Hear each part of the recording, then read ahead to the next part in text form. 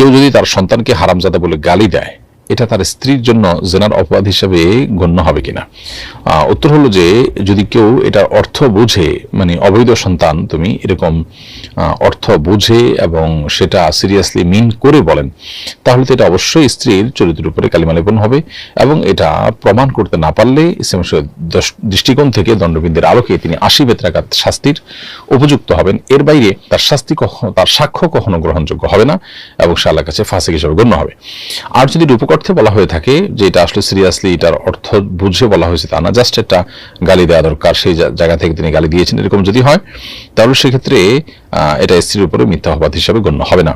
আর সাধারণত বাবা ছেলেকে এরকম যখন বলে রাগের মাথায়, তখন সেটা সিরিয়াস অর্থে, এটার অর্থ বুঝে তার জন্ম নিয়ে সন্দেহ করে প্রশ্ন তুলে তারপরে বলেছেন, এরকমটি হয় না।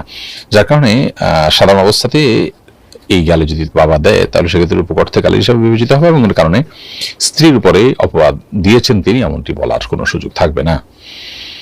এরপরে প্রশ্ন, আমি গার্মেন্টসে কাপড় ধোলাই সেক্টরে কাজ করি, কিন্তু সেখানে মাঝে মাঝে নারীদের পোশাকও থাকে, এই চাকরি করা জায়েজ হবে কিনা? উত্তর হলো যে জায়েজ হবে। নারীদের যে পোশাক আছে সেগুলো ধোলাই করার ক্ষেত্রে অন্য 10টা পোশাকের মতো সেগুলো ধোলাই করবেন। সেখানে যদি আপনি আলাদা করে আপনার মনের ভিতরে কোনো ওয়াসওয়াসা আসে, কোনো বাজে চিন্তা আসে, সেখান থেকে আপনার নিজেকে বাঁচানোর চেষ্টা করতে হবে। মৌলিকভাবে এটা কোনো হারাম কিংবা নাজায়েজ বিষয় নয়। এরপরে প্রশ্ন হলো, মা খালার বাড়িতে থাকতে চায়, কিন্তু সেখানে গেলে তারা একসাথে বসে গীবত করে এবং সেখানে যেতে বাধা দেই, মাঝে মাঝে রাগারাগিও করি, এদিকে আমার গুনাহ হবে? মা খালার বাড়িতে যেতে চান, কিন্তু সেখানে গেলে তারা গীবত শিকায়াত করেন, তো আপনি সন্তান হিসাবে তারা যেন গীবত শিকায়াত না করেন তাদেরকে নাসিহা করবেন, তাদেরকে উপদেশ দিবেন, আল্লাহর ভয় দেখাবেন। এতে যদি তারা ফিরে আসেন, ভালো না আসলে আপনি তাদেরকে এই গুনাহ থেকে বাঁচাবার জন্য অন্য কোনো উপায় অবলম্বন করতে পারেন, কিন্তু সেটা তাদের প্রতি বেয়াদবিমূলক হতে পারবে না।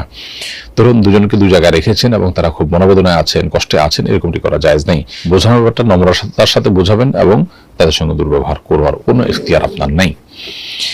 এরপর যদি তারা গুনাহে লিপ্ত হন, সেক্ষেত্রে তার দায়ভার তাদের উপরে, আপনি আপনার জায়গা থেকে চেষ্টা করেছেন, জাস্ট এটুকুই আপনার জন্য যথেষ্ট ইনশাআল্লাহ তাআলা।